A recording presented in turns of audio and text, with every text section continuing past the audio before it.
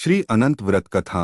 नमो अनंत अनंत गुण नायक श्री तीर्थेश कहूँ अनंत व्रत की कथा। दीजे बुद्धि जिनेश। इसी जम्बूद्वीप के आर्यखंडों में कौशल देश है, उसमें अयोध्या नगरी के पास पद्मखंड नाम का ग्राम था। उस ग्राम में सोमशर्मा नाम का एक अति दरिद्र ब्राह्मण अपनी सोमा नाम की स्त्री और बहुत सी पुत्रियों सहित रहता था। यह ब्राह्मण विद्याहीन और दरिद्र होने के काव्य पक्ष संगर सदर पोषण करता था, तो भी भरपेट खाने को नहीं पाता था। एक दिन अपनी स्त्री की सम्मति से उसने सहकुटुंब प्रस्थान किया तो चलते समय मार्ग में शुभ शकुन हुए, अर्थात सौभाग्यवती स्त्रियां सन्मुख मिली। कुछ और आगे चला तो क्या देखता है कि हजारों नरनारी किसी स्थान को जा रहे हैं। पूछने से विदित हुआ कि वे स्वयं अनंतनाथ भगवान के समोशरण में वंदना के लिए जा रहे हैं। यह जानकर यह ब्राह्मण भी उनके पीछे हो लिया और समोशरण में गया। यहाँ प्रभु की वंदना कर 3 प्रदक्षिणा दी और नर कोठे में यथास्थान जा बैठा, जहाँ समयशरण में दिव्यध्वनि सुनकर उसे समय दर्शन की प्राप्ति हुई। पश्चात धारित्र का कथन सुनकर उसने जुआ, मांस, मद्य, वैश्या सेवन, शिकार, घोरी और परस्त्री सेवन ये 7 व्यस त्याग किए। 5 उदंबर और 3 मकार त्याग ये 8 मूलगुण भी धारण किए और 3 गुणव्रत और 4 शिक्षावत भी ग्रहण किए। इस प्रकार समयक्त सहित 12 व्रत लिए पश्चात कहने लगा, हे नाथ,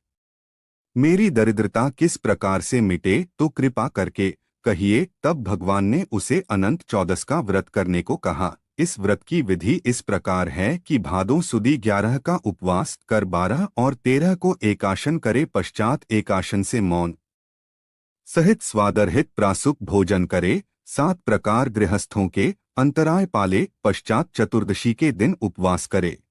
चारों दिनचर्या भूमरन करे। व्यापार आदि गृहारंभ न करे। मोहादि रागद्वेष तथा क्रोध, मान, माया, लोभ, हास्यादिक कषायों को छोड़े। सोना, चांदी या रेशम सूत आदि का अनंत बनाकर इसमें प्रत्येक गांठ पर 14 गुणों का चिंतवन करके 14 गांठ लगाना। प्रथम गांठ पर ऋषभनाथ भगवान से अनंतनाथ भगवान तक 14 तीर्थंकरों के नाम उच्चारण करे। दूसरी गांठ पर सिद्ध परमेष्ठि के 14 गुण चिंतवन करके तीसरी पर 14 मुनि जो मतिश्रुत अवधिज्ञान युक्त हो गए हैं उनके नाम उच्चारण करे। चौथी पर केवली भगवान के 14 अतिशय केवल ध्यानकृत स्मरण करे। 5वीं पर जिनवाणी में जो 14 पूर्व उनका चिंतन करे। 6वीं पर 14 गुणस्थानों का विचार करे। 7वीं पर 14 मार्गणाओं का स्वरूप विचारें। 8वीं पर 14 जीवसमासों का विचार करें। 9वीं पर गंगादि 14 नदियों का नामोच्चारण करे। 10वीं पर 3 लोक जो 14 राजू प्रमाण ऊंचा है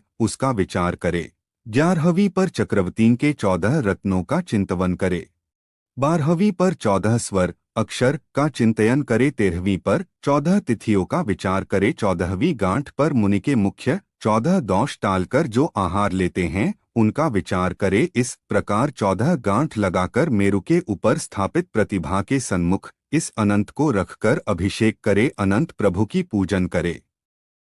फिर नीचे लिखा मंत्र 108 बार जपे। मंत्र अर्हते भगवते अनंतो अनंत सिज धम्मे भगवतो हाम विजनंत केथलिय अनंत केवल नाणे अनंत केवल दंसने अनुपुज वासने अनंते अनंतागम केवली स्वाहा। 1 अथवा छोटा मंत्र जपे। मंत्र अर्हहंसा अनंत केवलिये नमः।